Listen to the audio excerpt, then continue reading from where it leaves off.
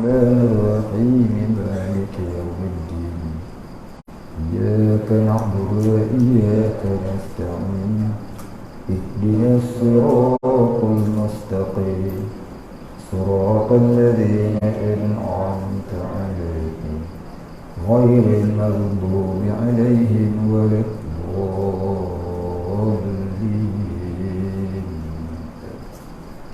الحمد لله رب العالمين والصلاة والسلام على أشرف الأنبياء والمرسلين وعلى آله وصحبه أجمعين. رب اشرح لي صدري ويسر لي أمري واحلل عقدة من لساني يفقهوا قولي. ولا علم لنا إلا ما علمتنا إنك أنت العليم الحكيم. رضينا بالله ربا وبالإسلام دينا وبمحمد نبيا ورسولا. اللهم اجعلنا من المتقين آمين يا رب العالمين.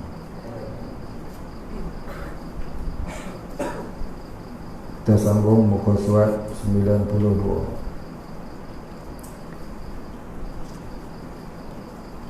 Bismillahirrahmanirrahim. Mungkin itu ada 4 jenis. Yang pertama, mungkin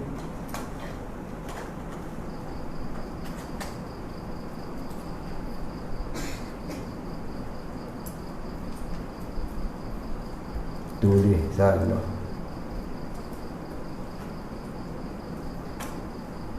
Mungkin Adam ba'dal mawjud.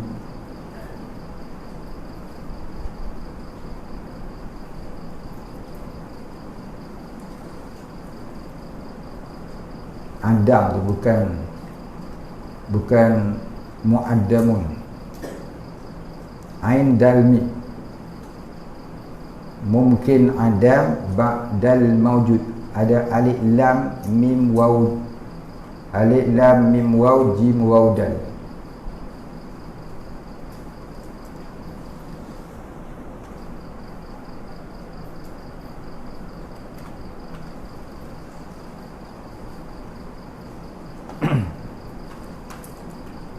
Mungkin ada, kalau nak tulis betulnya mim mungkinul adami ba'dal mawjudi. Mim kaf nun alif lam ain dal mim. Mungkinul adami ba'dal mawjud. Ba ain dal alif lam mim waw jim waw dal. Mungkinul adam ba'dal mawjud. Gitu.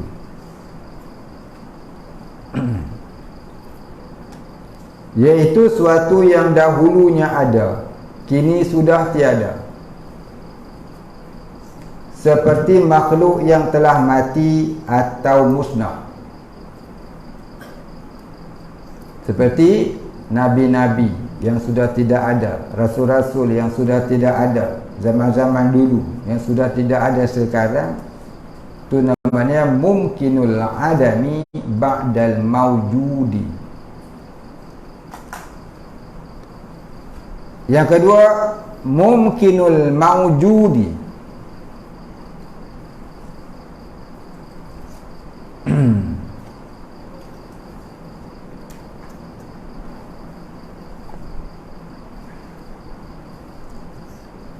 Ba'dal adam. Mungkinul mawjud ba'dal adam. Iaitu suatu yang dahulunya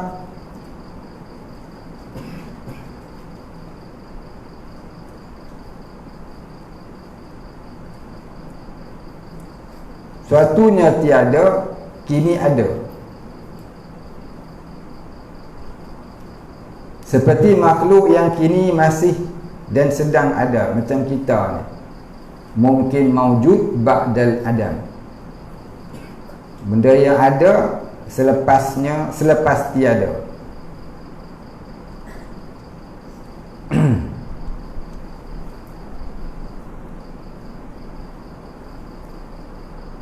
Yang ketiga, mungkin sayuja, iaitu sesuatu yang akan ada tetapi sekarang belum ada.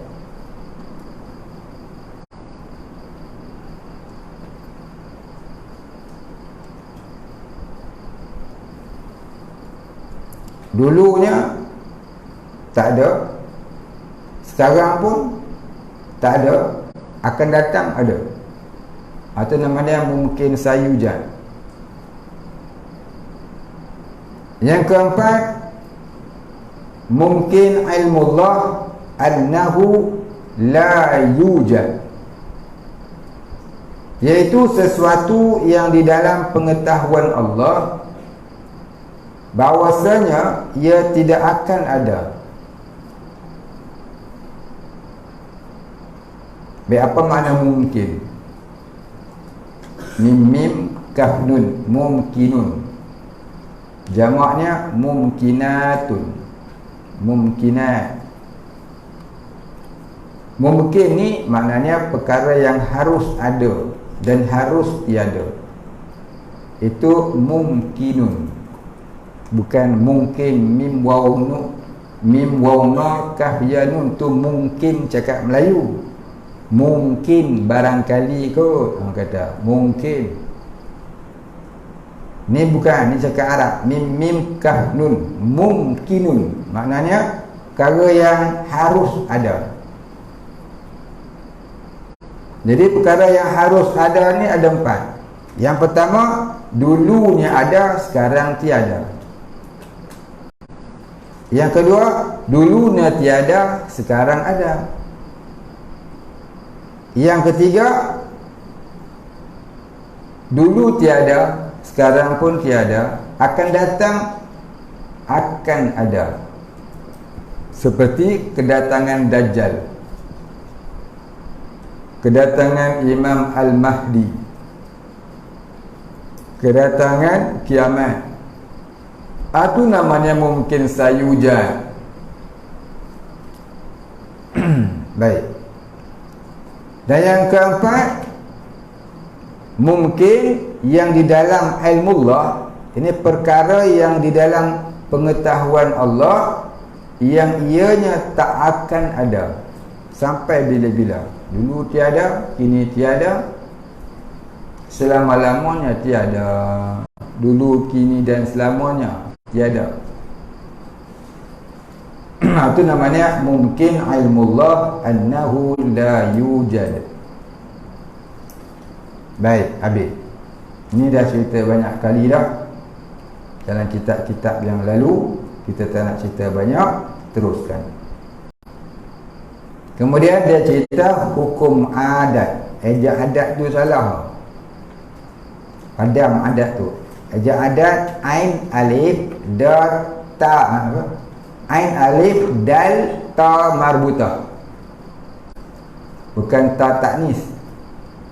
Ta marbutah. Ta marbutah ni ta bulat. Kalau ta macam kapal ni, tu nama ta taknis.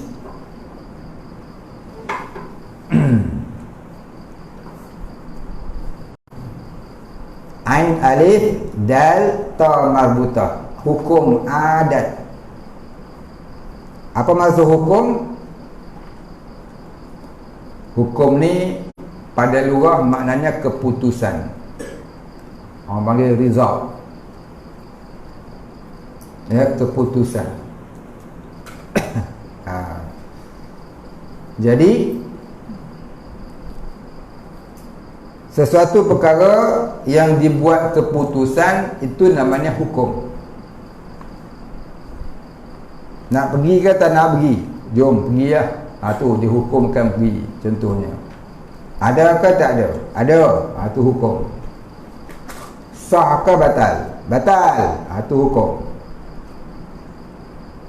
Betul ke salah? Salah. Tu hukum. Ya, perkara yang dibuat keputusan. Mana hukum ni pada lughah maknanya keputusan. Pada syarak isbatu amrin li amrin aw nafyuhu anhu. mengaku sesuatu perkara itu, mengaku sungguh sesuatu perkara itu, ataupun menafikannya, mengaku kesungguhan sesuatu perkara itu atau menafikannya. Itu makna kata isbatu amrin li amrin aw nafyuhu anhu. Mengaku sungguh, mengaku kesungguhan sesuatu perkara itu atau menafikannya. Sungguh ada ke Allah Ta'ala? Sungguh. Kita kata lagu tu hukum. Itu makna kata tu arti hukum. Maka di sini nak cerita hukum adat, iaitu keputusan adat. Keputusan adat ni tak semestinya keputusan adat ni dia tidak wajib, dia harus. Contohnya makan, lapar makan, harus kenyang, harus masih lapar, walaupun makan sudah sekawah nasi. Dahaga, minum, dahaga, minum. Harus hilang dahaga, harus tak hilang-hilang. Contohnya orang sakaratul maut. Orang sakaratul maut ni hampir-hampir nak mati, dia akan menghadapi satu dahaga yang sangat kuat.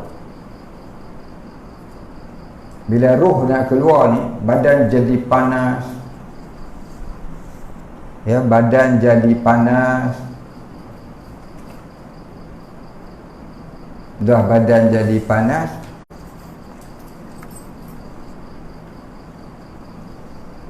mata hampir buta, telinga hampir pekak, badan hampir lumpuh, lidah hampir bisu. Maka dia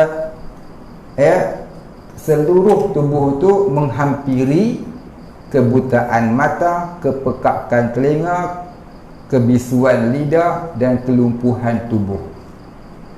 Masa itulah dahaga yang sangat bersangatan, sebab badan jadi panas, darah jadi membeku.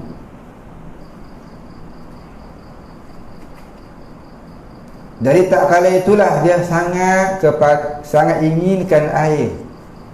Batu orang yang nazar, orang buah air kat mulut ni, orang tuang sikit-sikit, tak bubuh Coca-Cola, dia bubuh air kosong, air masak, bos titik, satu sudu.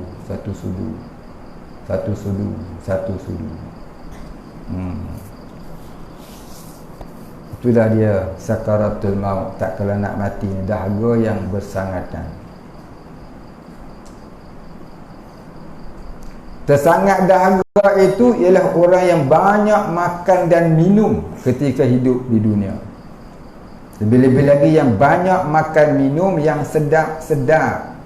Dalam Ihya Ulumuddin dia cerita, orang yang banyak makan yang sedap semasa hidup di dunia akan bersangatan sakit tak kala sakaratul maut. Maka sebab tu tak payahlah nak makan sedap-sedap sangat. Agak-agak boleh kenyang sudahlah. Ini ikan masin tak makan.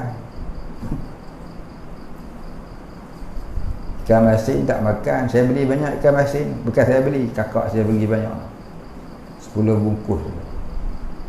Nak bagi pun tanya seorang-seorang, kata tak makan ikan masin. Saya pun makan seorang.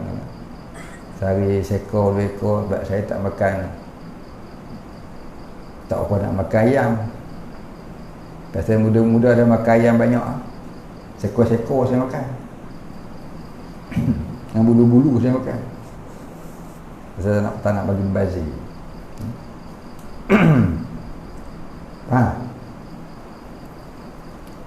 Jadi bila roh tu keluar saja, maka seluruh darah jadi osteoporosis, maknanya membeku.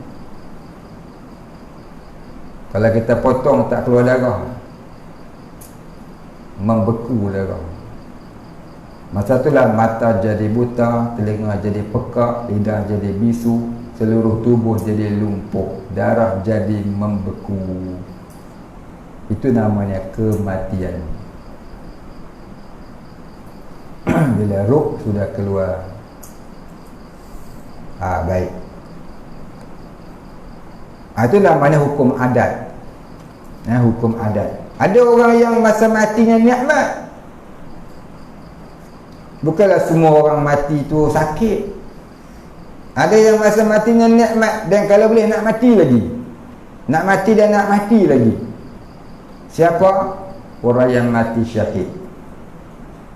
Orang yang mati syahid ni tak kira mati, tak pernah rasa nikmat semasa hidup yang sangat nikmat, melainkan nikmat tak kala roh itu keluar. Kenapa? Kerana tak kala roh keluar, orang yang mati syahid berperang fi sabilillah tadi, dia syuhud akan tempatnya di syurga. Terlalu nikmat melihat tempat di syurga sehingga terlupakan kesakitan sakarat. Maka itulah namanya mati syahid akbar, atau syahid mu'raqah, atau syahid dunia akhirat, iaitu orang yang mati dalam jihad, perang jihad fi sabilillah.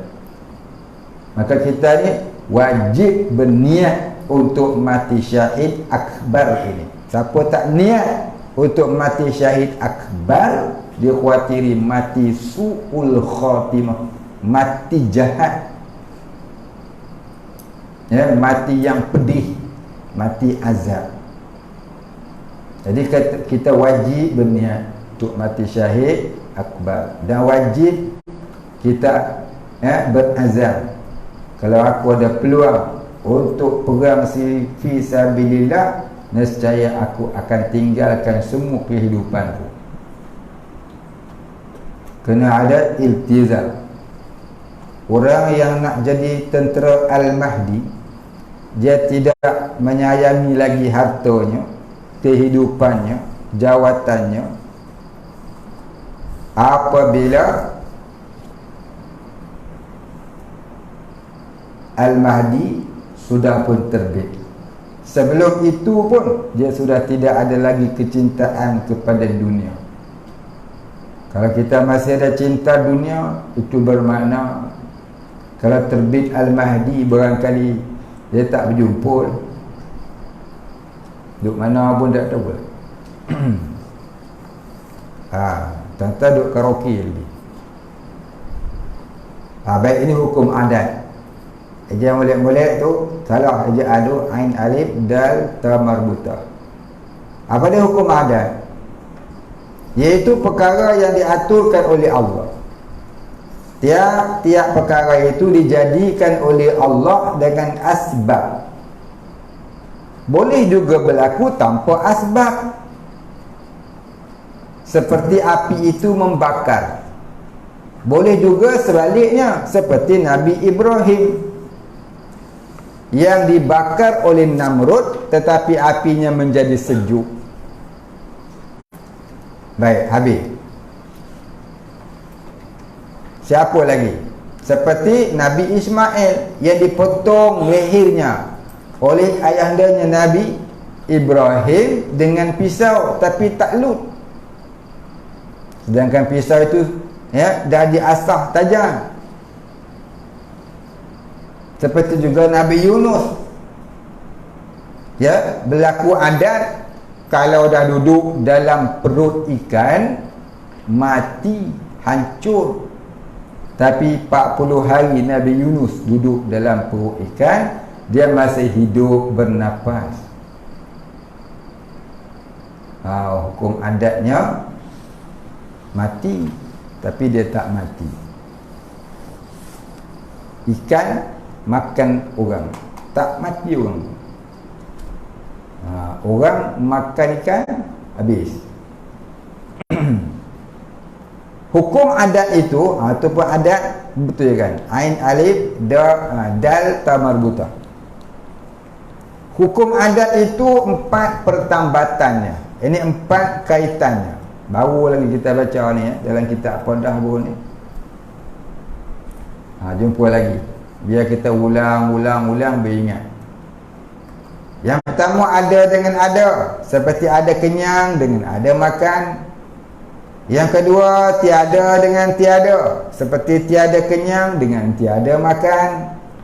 Yang keempat ada dengan tiada, seperti ada sejuk dengan tiada selimut. Yang keempat tiada dengan ada, seperti tiada sejuk dengan ada selimut. Jadi kesimpulannya apa? Kesimpulannya makhluk itu tidak boleh memberi bekas. Yang memberi bekas ialah Allah. Makhluk itu tidak boleh memberi bekas. Yang memberi bekas ialah Allah.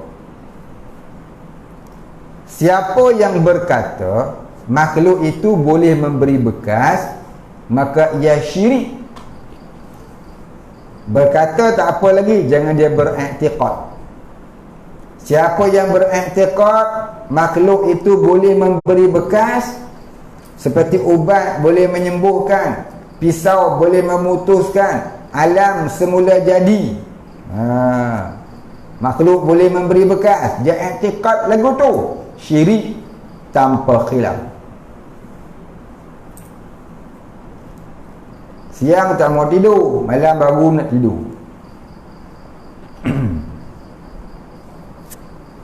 Tang tadi bukan dia kuliah pun, nak mau tidur. Kawan sebelah tu lah tengok kiri kanan kok kawan tidur, tarik telinga.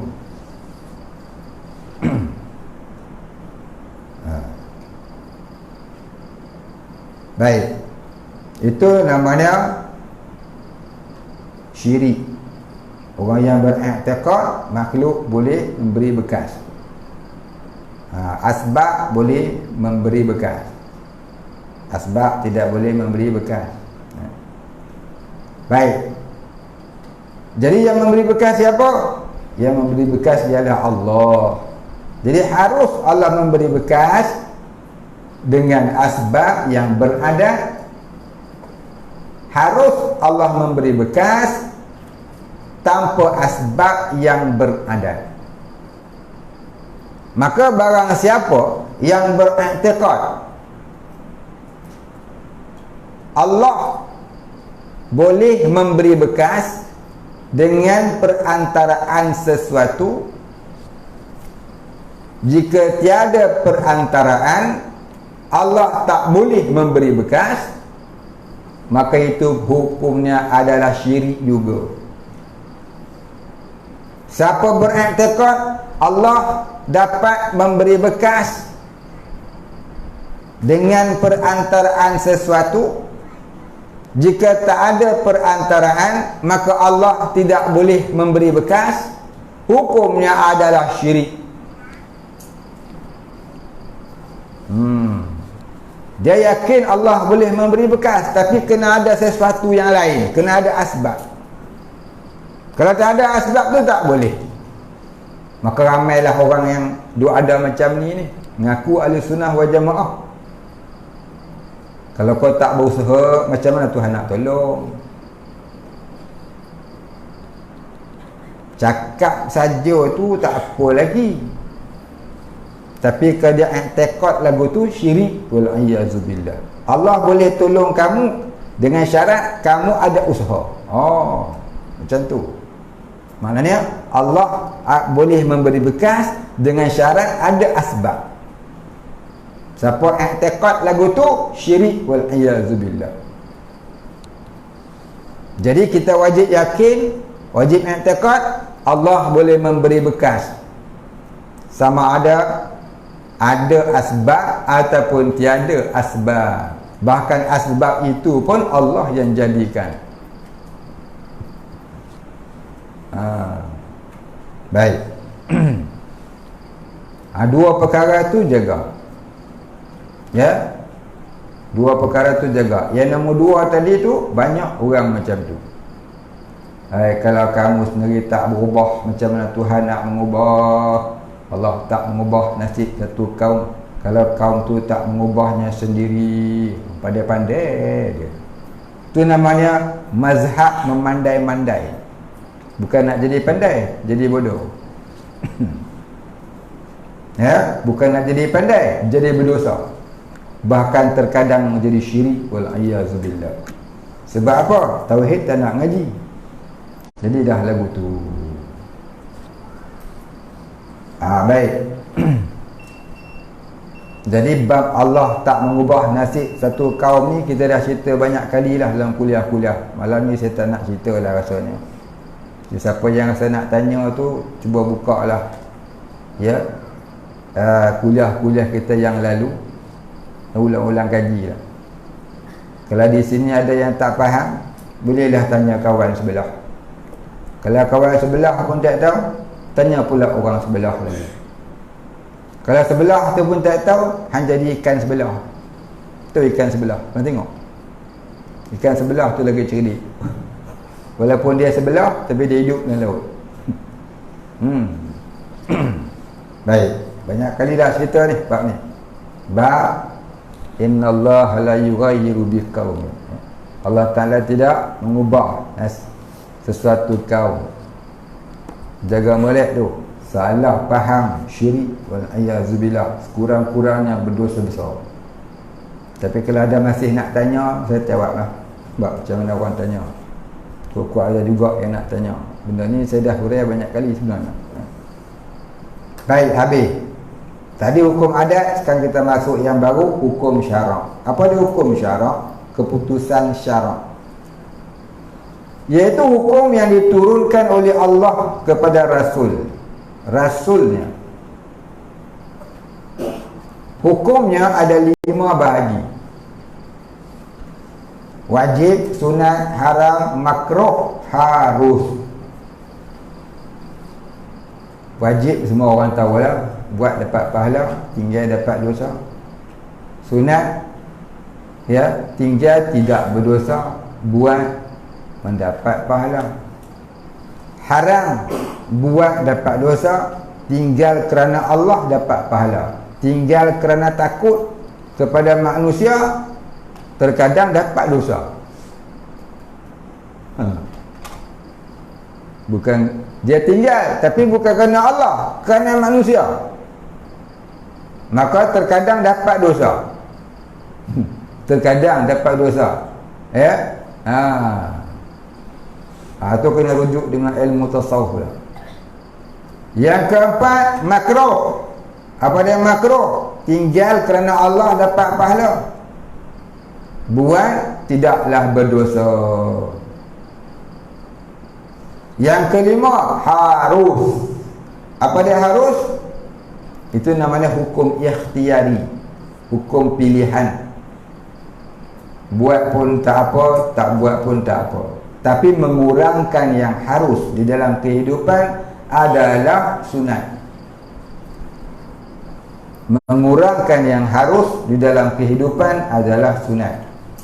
Apa dia? Seperti mengumpulkan harta yang banyak kerana takut lupa dan lalai kepada Allah. Asal hukum kumpul harta ni harus, tapi kalau kita tinggalkan dia sebab takut jadi lupa dan lalai kepada Allah, maka hukumnya adalah sunat, dapat pahala. Yang kedua, makan. Makan asalnya hukumnya harus, tapi kita kurangkan makan supaya ringan tulang mengerjakan ibadah, maka dapat pahala. Kurang makan hukumnya sunat. Pak Cumi disebut nak kurang makan, jangan makan daging, jangan makan ikan, banyakkan makan telur dan sayur. Pesan dia lama dah. Makan telur dan sayur. Jadi kita banyak makan daging, makan ikan, makan ayam, sebenarnya kurang cantik kepada pencernaan tubuh. Doktor kesihatan dia kata baguslah, makan ikan bagus, makan daging bagus, makan ayam bagus. Bukanlah tak boleh makan, nak makan. Pada kesihatan tu bagus, tapi pada kerohanian kurang bagus. Pada tubuh itu baguslah, pada kerohanian tu kurang bagus. Baik, makan telur banyak itu lebih baik. Makan telur ayam lebih baik dari makan ayam telur.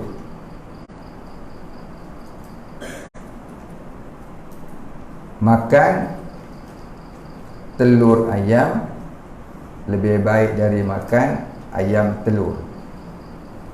Baik, habis.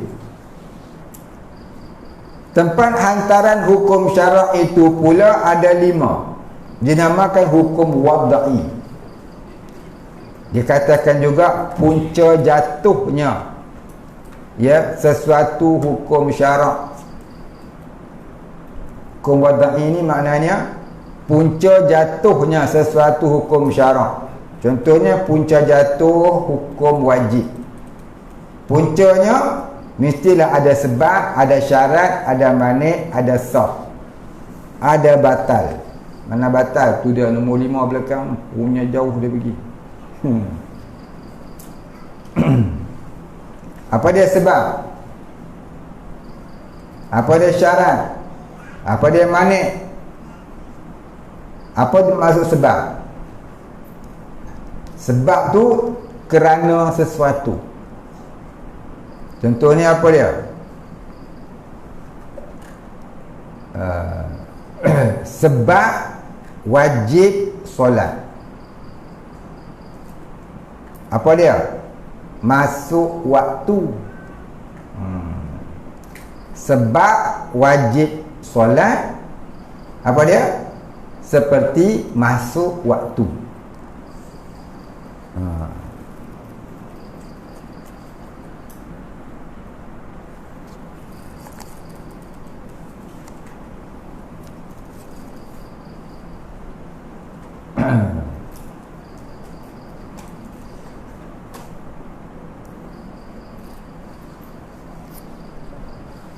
Baik, dia tanya soalan ni, nak jawab dulu ni.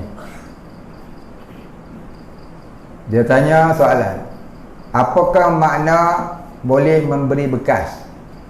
Boleh memberi bekas itu ialah boleh memberi kesan.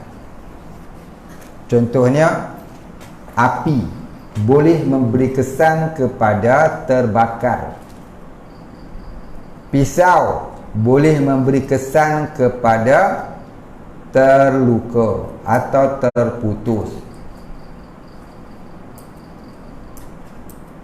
Contohnya, nasi boleh memberi kesan kepada kenyang. Air boleh memberi kesan kepada hilang dahaga, ataupun boleh memberi kesan kepada basah kuyup, hujan lebat. 2 hari ini hujan lebat, Rabu dan Khamis, seluruh negeri 9. Jumaat panas balik, dia kata. Bukan saya kata, dia duduk kaji, dia pandai kaji. Apa dia? Belajar boleh beri kesan kepada mengerti. Lampu boleh memberi kesan kepada terang. Ubat boleh beri kesan kepada kesembuhan. Itu kata memberi bekas tu.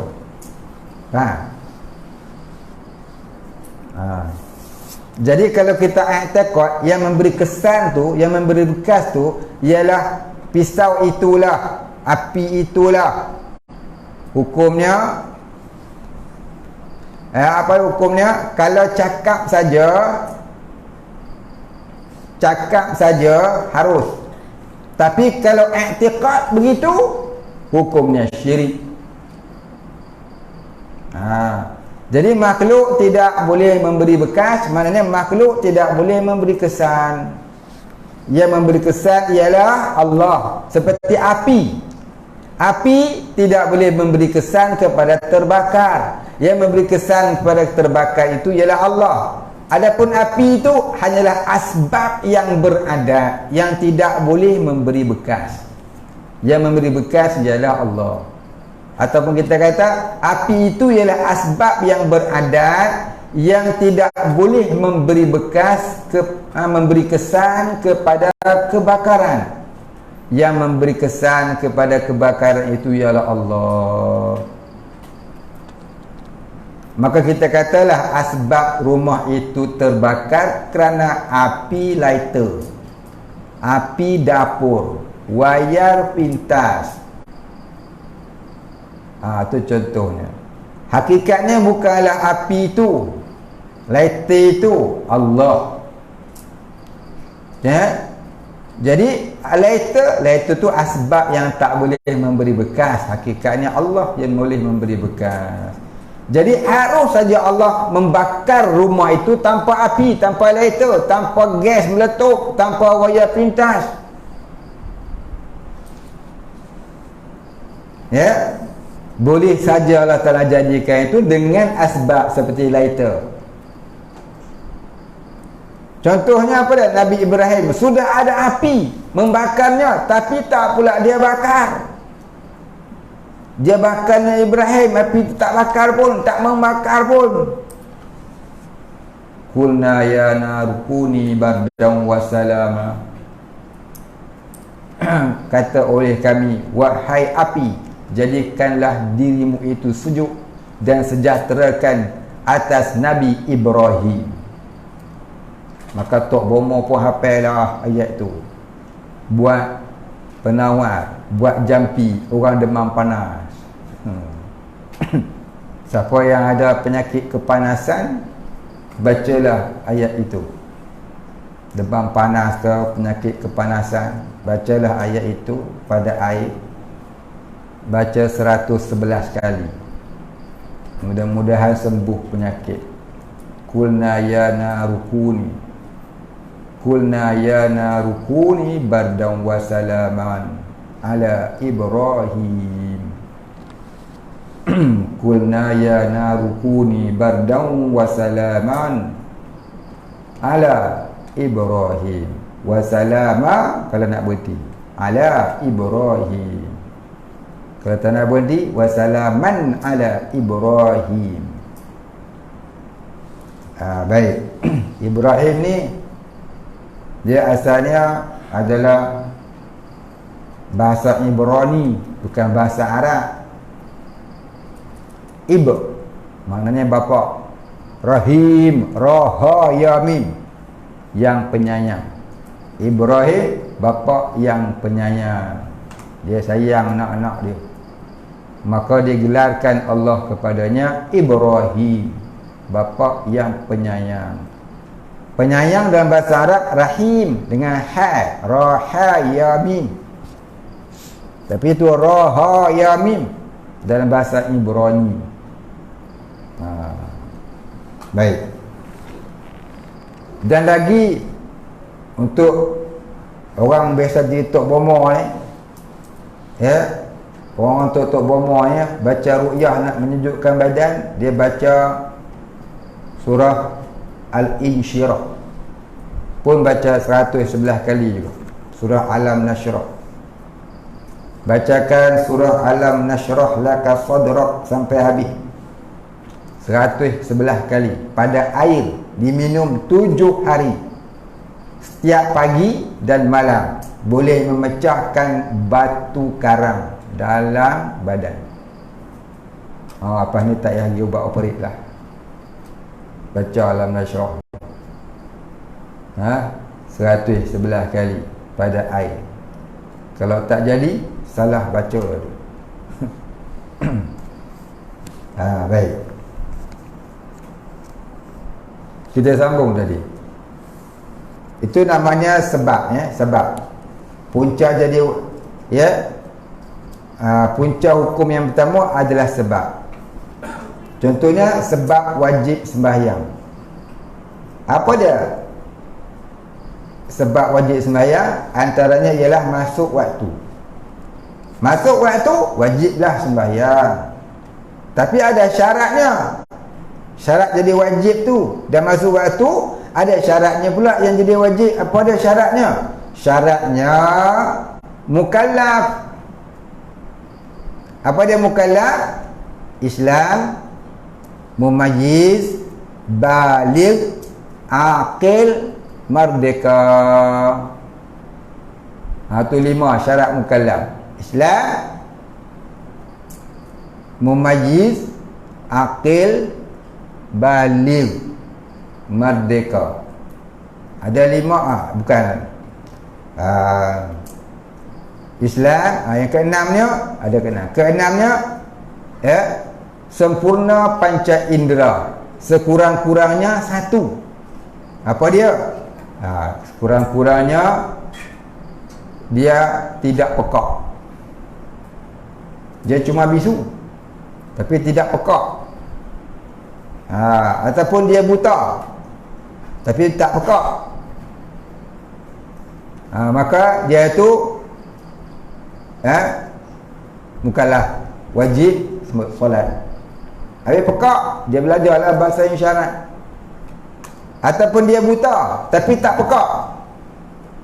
Dia buta tapi tak pekak. Yang ni pekak tapi buta. Dua-dua tu masih mukallaf. Kalau buta dan pekak sekali, tentu dia bisu, maka tu tak mukallaf. Jadi panca indera tu ada 5. Penglihatan, pendengaran, pertuturan. Lagi deria rasa, deria sentuh. Itu namanya panca indera yang 5. Kalau dia tak ada deria sentuh, tak ada deria rasa, tapi masih boleh mendengar, dia bisu, dia buta, tapi dia mendengar, dia wajib solat lagi. Dia tu termasuk orang yang mukallaf, pasal dia mendengar. Baik. Jadi yang kata tak mukallaf tu, yang tak cukup syarat panca indera yang 5 ialah dia buta lagi pekak. Dah buta pekak sekali. Summum bukmum.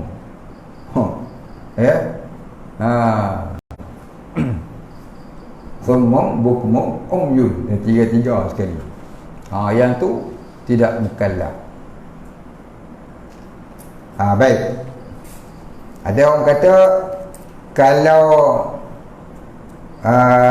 pekak tapi buta, pekak tapi tak boleh melihat, ataupun buta tapi pekak. Buta tapi pekak masih mukallaf. Tapi kalau boleh melihat tapi pekak, itu khilaf. Semua ulama kata tak mukallaf, setengah ulama kata mukallaf. Maka kita ambil pakai kata yang mukallaf, supaya al-khuruju minal khilafi mustahabbun. Keluar daripada khilaf itu mustahab, sunat. Jangan duduk dalam sunat, dalam khilaf.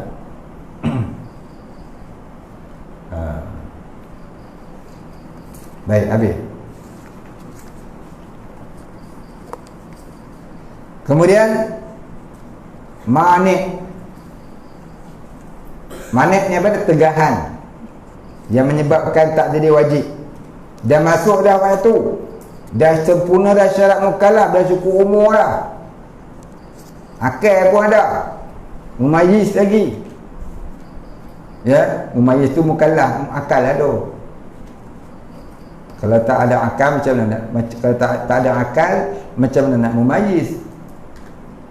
Cuma kesempurnaan bagi nak menyatakan akil itu ialah orang yang mumayyiz. Mumayyiz lagi akil, boleh membezakan yang baik dan yang buruk, lagi berakal.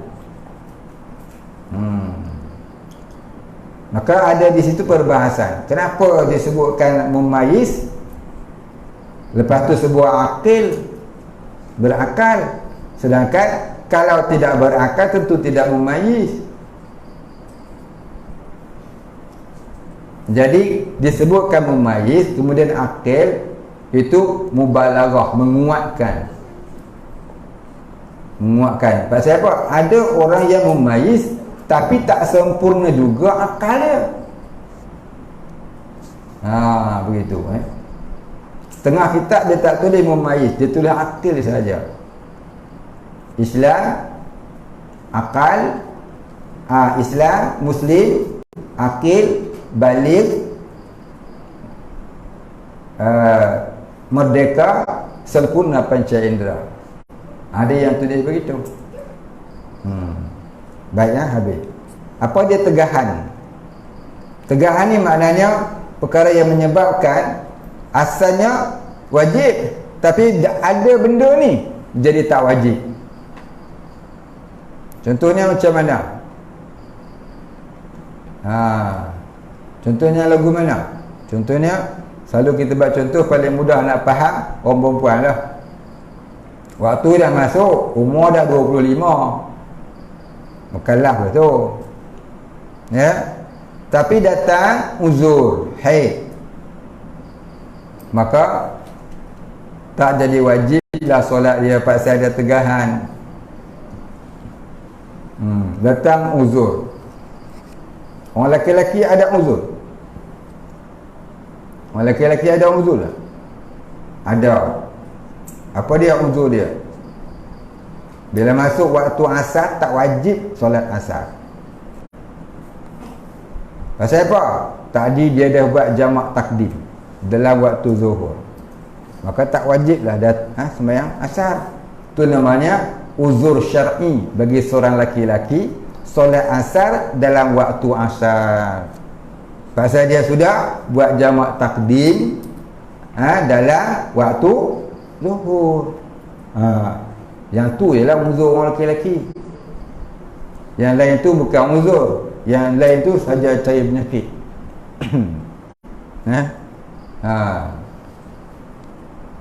Baik, habis. Itu makna manik.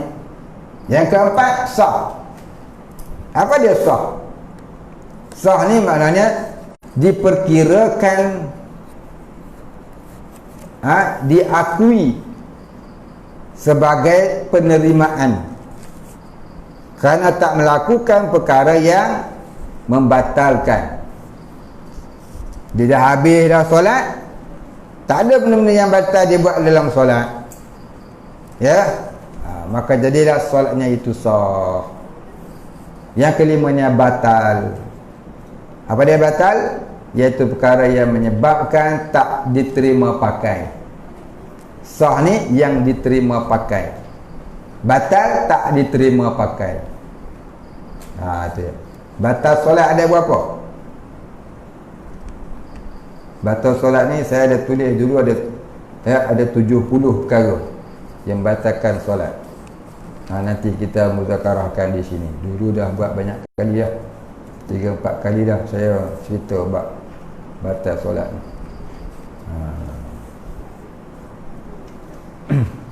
Kadang-kadang umur kita ni dah tua-tua dah buat batal solat lagi. Kalau umur 17 tahun tahan lagi. Ni 75 tahun. Ya. Sendawa batal solat pun dah tahu. Pas buka puasa tu, bulan puasa tu boleh tengok. Puasa, mayang tak sah. Pasal apa? Dengan sendawanya, dengan cicaknya, daging lekat telah gigi. Tu belum lagi yang berdehem ni. Ya, minum cendol, kahak lekat kat tekuk. Duduk berdehem. Mayang tu. Itulah dia. Ya. Suruh mengaji malam. Dia pi kuliah, bukan tak pi, tapi dia tidur. Dia pi kuliah, bukan tak pergi, dia rajin pergi kuliah. Kadang-kadang dia pergi, bukan dia pergi Ustaz. Elok Ustaz tu ngajar dalam 5 minit, dia pun keluar beli gebang. Kalau nak habis dia masuk dia. Main doa dia. Awal lagu ni kan. Berdehem dalam solat, batuk orang kaya dalam solat, sendawa dalam solat, bunyi cicak dalam solat. Ya, tahu macam-macam. Nak tegur pun susah. Pasal apa? Takut juga kena pelayan kiri. dalam masjid dengan orang main. Tegur-tegur dia dah silat kungfu. Karate, taekwondo, mati dah. Dia pula pantang ditegur, semangat hanjebat kuat. Allah. Risau. Dia nak buat lagu mana? Ajak dia pergi mengaji. Jom abang, pergi mengaji hari ni. Kau ingat aku tak pandai? Dia tanya budak kita, pandai tak apa, ajar saya pula. Saya tak pandai. Buh kat tu. Abang tolong ajar saya kitab ni. Kitab apa? Mat Tala'ul Badrin. Saya tak pandai. Tolong ajar saya. Saya kata jawab pula, aku bukan tak mau ajar hang. Aku tak ada masa, aku sibuk. Yang tu pula dia bubuh. Tahulah. Macam-macam alasan. Baik, dia buat contoh bawah. Seperti wajib solat sebab masuk waktu. Syarat wajibnya Islam, berakal. Dah berakal, akal balik pula. Benda apa dah tulis ni? Potonglah dua-dua tu. Akal balag tu potong je lah. Tak kena mengena. Akal balag. Dah Islam sudah lah. Islam berakal. Lagi? Islam berakal. Lagi? Apa dia? Mumayyiz, baligh, sempurna panca indera. Itu 5. Ya. Itu nama dia syaratnya. Kalau gila tak cukup syarat. Tak wajib solat bagi orang gila. Tak cukup umur pun tak wajib solat. Kemudian tegahan, yakni haram solat perempuan kedatangan haid. Sah solat jika tidak berlaku perkara yang membatalkannya. Batal solat jika berlaku perkara yang membatalkannya. Jadi sah ni maknanya yang diperakui. Yang diperakui pada syarak. Itu makna kata sah. Batal yang tidak diperakui pada syarak. Baik, hukum syarak itu berbeza-beza antara seorang rasul dengan seorang rasul. Dengan sebab berbeza keadaan dan cara hidup zaman. Seperti di zaman Nabi Adam. Baik. Dia tulis tu, dengan sebab berbeza keadaan dan cara hidup zaman, tuan garis di bawah dia dengan pedang. Garis tu. Kalau ada ruler, pakai ruler. Kalau tak ada ruler, pakai hand. Garis. Ya, dia kata dengan sebab berbeza keadaan dan cara hidup. Garis tulis nombor 1. Atau buat nombor berapa pun, catik kat bawah tu. Bahkan nota kaki di bawah tu. Yang lebih tepat, tulis. Yang lebih tepat bukan kerana berbeza cara hidup, tetapi kerana peraturan, tetapi kerana hukum Allah. Gitu. Yang lebih tepat bukan sebab berbeza cara hidup. Yang lebih tepatnya ialah kerana hukum Allah.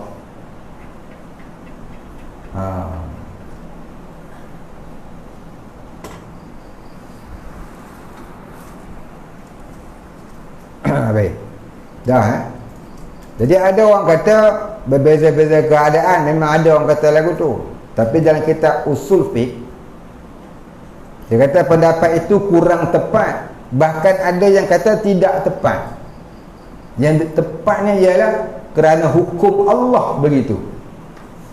Hukum Allah mengatakan boleh kahwin adik-beradik pada syariat Nabi Adam. Hukum Allah mengatakan boleh kahwin dengan kakak, lepas tu kahwin pula dengan adik tanpa menceraikan kakak pada zaman Nabi Zakaria. Tentunya boleh kahwin ramai sampai 90 orang Nabi Daud. Itu syariat Nabi Daud. Itu hukum Allah. Hukum Allah. Baik. Jadi kalau orang tanya kenapa berbeza-beza syariat, kita jawab kerana hukum Allah. Itu lebih tepat. Seperti di zaman Nabi Adam boleh berkahwin dengan saudaranya sendiri, tauhid pula tidak perbezaan. Mendatang apa tu kita papadam lah tu potong. Tauhid pula tiada berbeza gitu. Semua Nabi dan Rasul menerima tauhid yang sama. Semua Nabi dan Rasul itu membawa agama Islam. Dari zaman Nabi Adam sampai zaman Nabi Muhammad, semua Nabi dan Rasul bawa agama Islam. Tak ada agama Yahudi, tak ada agama Nasara. Istilah agama Yahudi, agama Nasara tu ciptaan manusia sahaja. Orientalis dia kata agama samawi itu 3, agama dari langit itu 3. Apa dia? Yahudi, Nasara, Islam. Itu adalah racun Yahudi, racun orientalis untuk memurtadkan orang Islam. Ya, istilah kata agama samawi 3 itu adalah racun orientalis untuk memurtadkan orang Islam. Pasal apa dia buat lagu tu? Supaya orang Islam ni mengakui Yahudi itu benar, Nasara itu benar. Yahudi itu benar, Kristian itu benar. Itu yang ada kahwin 3. Dia Islam, bininya seorang Yahudi, bini seorang lagi Nasara. Ataupun dalam keluarga tu ada Hindu, ada Buddha, ada Kristian, ada Islam. Pasal apa? Asalkan hidup beragama, maka dia sudah ada pegangan hidup. Apa dia? Kepercayaan kepada Tuhan Yang Maha Esa, kata dia. Siapa yang kata lagu tu adalah salah, semata-mata salah. Jangan berpegang dengan pendapat agama samawi itu 3. Itu racun Yahudi, racun orientalis. Agama satu ya, inna dina indallahil Islam. Agama di sisi Allah ialah Islam. Nabi Adam itu Islam, Nabi Ibrahim itu Islam, Nabi Musa itu Islam, Nabi Isa itu Islam. Semuanya agama Islam. Maka mereka itu adalah orang Muslim. Dalilnya, dari Nabi Ibrahim, dia pernah berpesan kepada anak-anak dia. Dia kata apa? Wala tamutunna illa wa antum muslimun. Jangan kamu mati melainkan mati sebagai orang Islam. Nabi Ibrahim pesan ke anak dia mati sebagai orang Islam. Habis tu Nabi Ibrahim agama apa? Mestilah Islam dia. Yang Nabi Yaqub pula berpesan pula pada anak-anak dia yang 12 orang. Dia pesan apa? Wala tamutunna illa wa antum muslimun. Begitu juga. Jangan kamu mati melainkan mati sebagai orang Islam. Sampailah zaman Nabi Musa dan seterusnya. Sampai zaman Nabi Muhammad ya. Zaman Nabi Muhammad menyebut itu sebagai satu syariat, satu hukum dalam khutbah Jumaat. Pesanan takwa yang disusuli dengan wala tamutunna illa wa antum muslimun. Walaupun tak wajib disebut yang lagu tu, tapi nya adalah sunat.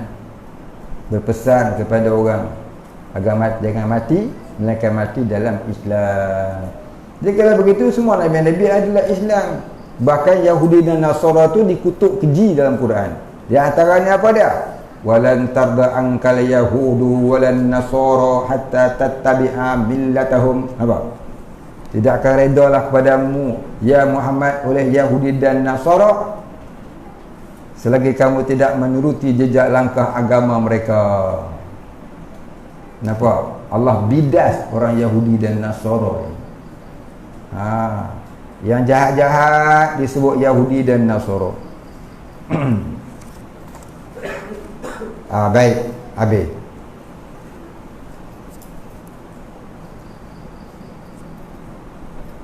Kita berhenti setakat tu dulu. Kemudian katanya had akal. Had akal iaitu sempadan akal. Ila akhirih wallahu a'lam. Wala ilma lana illa ma 'allamtana innaka antal alimul hakim.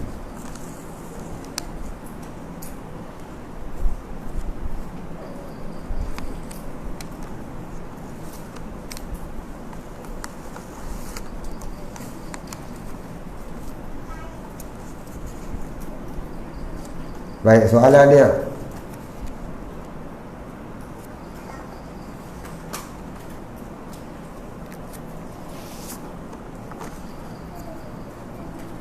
Panjang soalan. Baca hak ni dulu.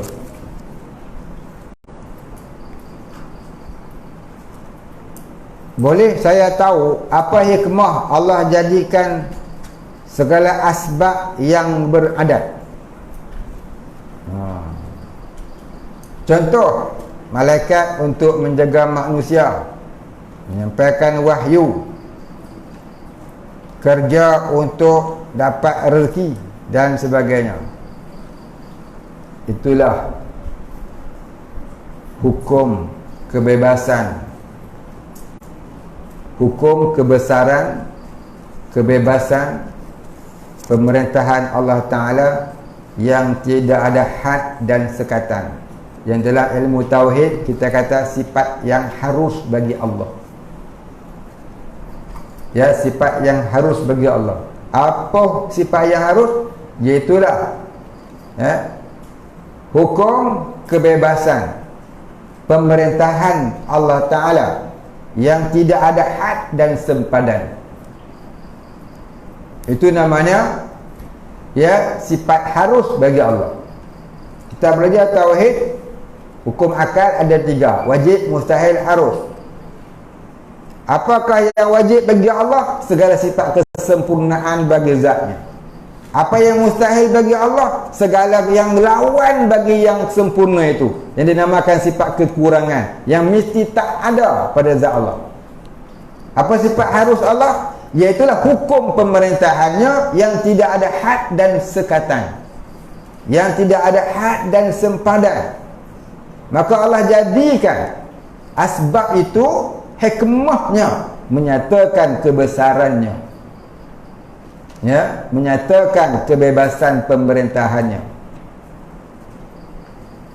Walaupun ada asbab, namun tanpa asbab boleh juga ia jadikan. Satu. Yang kedua, hikmahnya itulah kehendak Allah. Kehendak Allah. Idza arada syai'an an yaqula lahu kun fayakun. Innama amruhu idza arada syai'an an yaqula lahu kun fayakun. Tuhan nak buat satu tu tak mudah, tak payah. Tak payah. Maka kun fayakun itu bukan Allah berkata kun. Maka kata ulama tafsir, kun fayakun tu ialah ibarat mudah Allah menjadikan sesuatu itu umpama berkata kun, maka kun fayakun umpama berkata kun, maka yakun ada olehmu, maka ada ia. Umpama berkata kun, bukan Allah berkata kun. Itu namanya ayat mutasyabihat. Maka kun itu kata ulama tauhid ta'alluq kudrat dan iradat Allah. Ta'alluq kudrat dan iradat Allah. Allah kehendaki, maka Allah jadikan. Jadi kalau Allah kalau kita tanya apa hikmahnya, kita jawab saja Allah menghendaki, maka Allah jadikan. Itu di luar kemampuan kita untuk berfikir dengannya. Yang wajib kita i'tiqad, bila Allah kehendaki, Allah jadikan dia. Itu kehendak Allah, maka Allah jadikan. Itu yang nombor 2. Ya. Dua jawapan bagi makna apa hikmah Allah jadikan sesuatu. Baik, habis. Yang kedua, nak tanya lagi.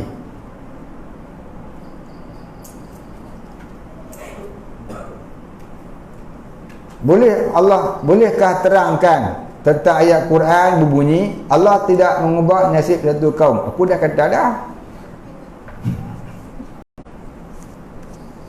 Baru cerita sini. Kita tanya orang sebelah. Tu tanya Muhammad, dia faham. Nanti lepas kuliah tanya Muhammad, mana Muhammad? Dia faham. Dia dah hafal dah semua tu. Kita tanya Muhammad, jangan tak tanya.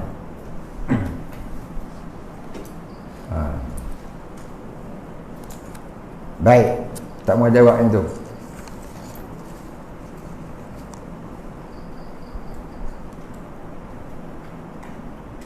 Nak tanya tu, siapa yang tak ingat? Yang masih ingat jawapan dia? Tolong angkat tangan. Yang masih ingat jawapan dia? Tak ada? Seorang pun tak ingat?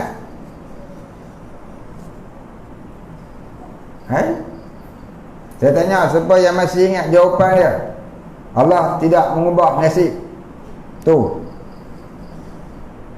Tak ada, semua lupa lah. Semua lupa, kita tak sedap mengaji je lah. Pasal apa banyak kali cerita dah. Saya rasa lebih daripada 5 kali je cerita. Seorang pun tanya. Aduh, teruk lagu ni tak suruh ngaji.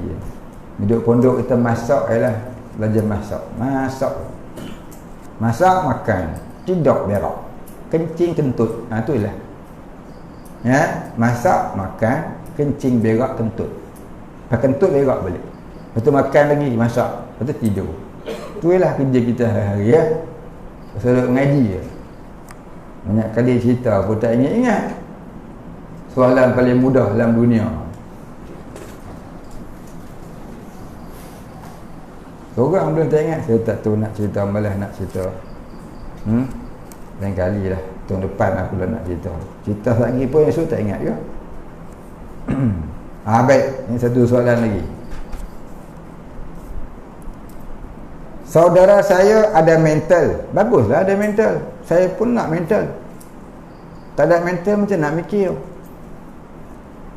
Jenis bipolar. Lagu tu. Ada lagi dia punya bahasa dia.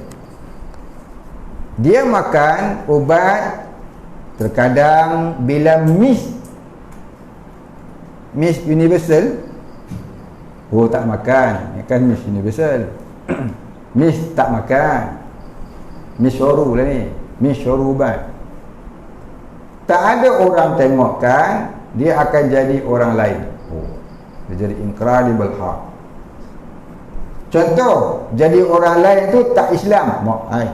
Jadi tak Islam. Orang kali dia mengaku dia Kristian ke apa ni? Wallahu alam lah. Dia sebut ni. Dia mengaku jadi orang lain. Kami hantar pergi hospital. Duduk maka dia kena di komputer lah otaknya. Maknanya dia kena elemen lah kepala dia tu. Balancing elemen balik. Waktu 10 hari duduk hospital itu, wajibkah dia qada solatnya? Dia saudara saya, ada kemungkinan adiknya juga akan jadi begitu. Genetik ayahnya, kata doktor. Dia saudara, abang ke kakak? Ni adik nak kena dia saudara. Saudara dia tak sebut. Saudara dia sepupu ke, ataupun adik dia ke, kakak dia ke, tak sebut. Baik. Soalan dia tu, pendeknya gini. Dia cerita ni panjang, masalah dia. Kita nak cerita buat hukum. Hukum dia gini. Dia nak cina satu ya. Ya, saudara dia tadi tu, tak kalau duduk di wad, dia kena komputer. Otaknya di komputeris. Maka dibuatnya otak tu dibetulkan balik dalam masa 10 hari. Adakah 10 hari itu dia kena nanti bila dah keluar dia kena qada solat? Ya. Masa otaknya dikomputerkan itu, mana diperbetulkan balik elemen balancing tu, ya, dia dah tinggal solat dah 10 hari. Maka adakah dah keluar nanti dia kena qada solat? Baik, kita tengok dulu antara orang yang tak wajib solat ialah orang yang tidak berakal. Tidak berakal itu ada beberapa jenis. Yang pertama, orang gila sentiasa. Yang kedua, orang pitam ataupun pengsan, tak sedar diri. Maka ataupun orang koma. Tak kala dia pitam, tak kala dia pengsan, tak kala dia koma, dia tak kena solat lah. Tapi bila dia sedar dari pitam, pengsan dan koma, dia wajib solat dan wajib qada. Ya, semasa pitamnya, semasa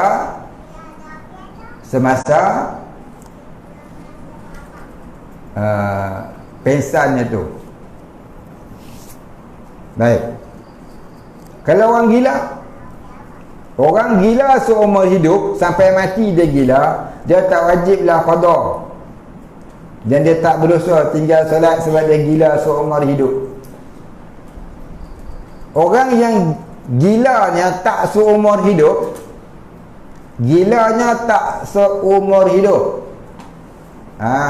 dia kadang-kadang digila ataupun kadang-kadang dihilang akal. Dia tak gila ataupun dia hilang akal. Jadi blur terus, apa dia tak ingat. Dia jadi orang kata jadi macam robot. Apa dia tak ingat. Dia tak gila, cuma dia hilang akal.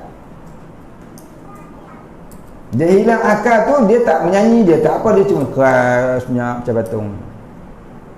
Tu orang panggil apa? Dia tak panggil gila. Orang panggil dia apa kan? Orang hilang akal. Yang bukan gila. Ya? Tapi akal dia hilang itu je. Dia jadi blur. Orang panggil apa? Mungkin penyakitnya dia kot. Tapi penyakitnya lagi teruk sebab sampai dia kata dia murtad ni. Mungkin dia mengaku dia dajjal ke. Akulah dajjal. Ya? Akulah Yahudi, dia kata. Akulah syaitan, dia kata. Akulah iblis, dia kata. Kau tahu sebab iblis? Akulah iblis, dia kata. Akulah dajjal, dia kata. Maknanya dia tak mengaku dia Islam. Dalam keadaan masa tu dia tidak ada akal. Barangkali begitu. Barangkali sebab tadi cerita lagu tu. Ya. Jadi orang macam ni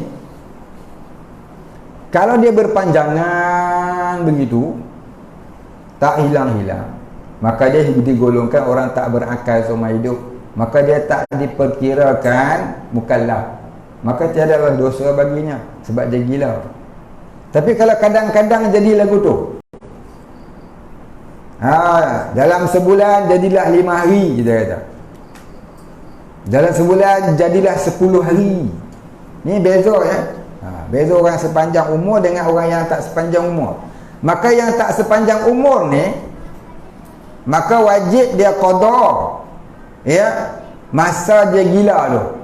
Katalah 10 hari. 10 hari tu wajiblah dia qada. Pasal dia tak gila seumur hidup.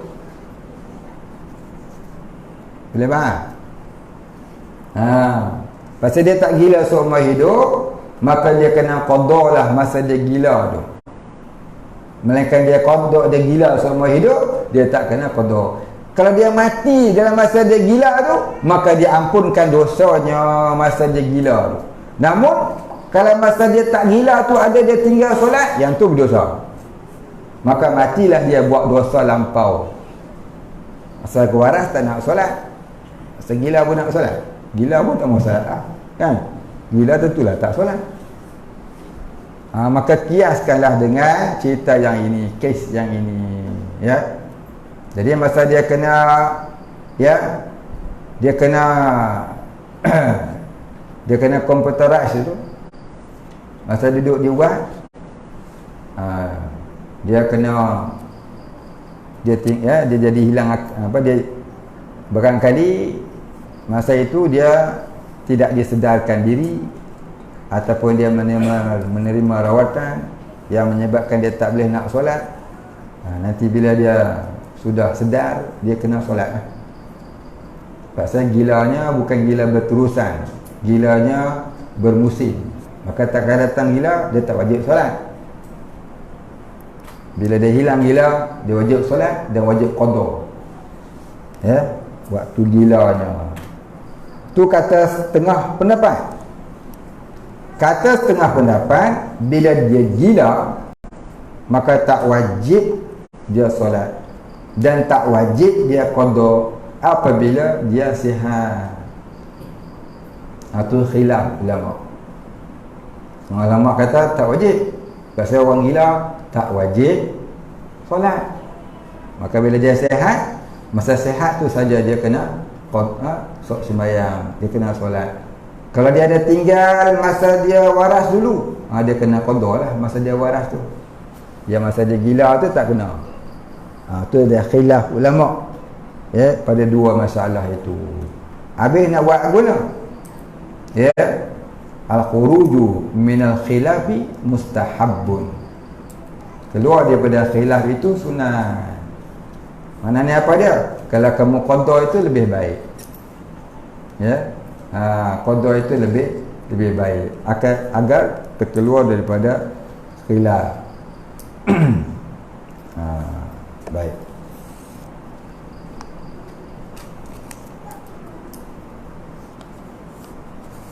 Habis. Jadi hukum dia tadi itu macam itulah pada yang bertanya. Tanya orang lain lah pula. Kut saya jawab tak betul, yang menadam. Kut ada pendapat yang lebih tepat. Tapi apa yang faham, yang saya faham, Tok Guru saya ngajar baca kitab Bajuri lagu tu dulu, ya, tak kitab fiqah. Macam tu dah ceritanya orang. Ada orang gila tu seumur hidup, ada orang gila tu terkadang. Ada dua jenis. Terkadang ni, yang terkadang ni termasuklah orang-orang yang dirasuk jin. Kadang-kadang berhari-hari dia kena rasuk. Dia kena rasuk tu berhari-hari, sampai seminggu, sampai 10 hari, sampai sebulan. Dia sembang seorang-seorang ada, tak pun berhenti. Siang malam, pagi petang, sembang ni. Tak tidur-tidur. Dia makan dia berhenti time makan, dia berhenti saat sembang makan. Tengah makan pun sembang lagi. Terabur nasi keluar. Saya pernah jumpa orang sakit tu. Sebulan dia sakit. Sakit dia apa dah? Itulah gila bersembang. Sampai anak-anak dia buat mini jail bawah rumah. Tu mini jail. Ya, buat kayu bulat tu, kayu bulat tu dibuat macam jail bawah rumah. Kurang dah di situ. Dia duduk atas rumah, papan. Ni zaman lama lah cerita ni. Masa saya duduk kat pondok dulu. Orang kampung tu lah. Dia duduk atas rumah tak boleh. Dia tumbuk-tumbuknya dinding rumah. Duduk dalam bilik kunci tak boleh. Dia tumbuk-tumbuk terajang dia bilu. Lalu letak kat bawah buat mini jail. Maka duduk itu bersembang ada. Maka orang kampung mai tengok. Tengok pelakon filem. Bersembang. Dia cerita habis teman-teman dulu semua.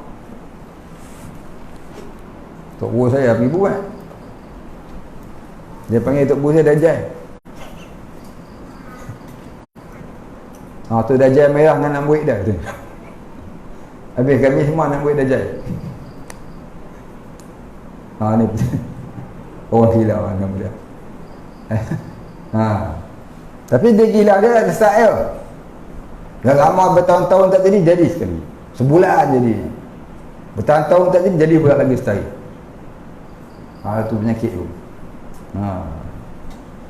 Jadi orang macam ni bila dia sihat macam mana? Adakah dia wajib qada? Sebulan dia tinggal sembahyang pasal dia gila? Itu dah khilaf. Setengah ulama kata tak wajib qada. Sebab masa tu dia gila, tak ada akal. Setengah ulama kata pasal dia tu gila bukan dia berterusan, cuma bermusim, maka dia kena qada. Itu ada dua pendapat. Maka kalau tak qada pun tak apalah, ikut pendapat yang pertama. Kalau nak qada pun tak apalah, atas jalan al-khuruju minal khilafi mustahabbun. Wallahu a'lam. Kita tinggal di situ dulu, insya-Allah kita sambung kemudian katanya had akal. Ada lagi ke soalan? Tak ada dah.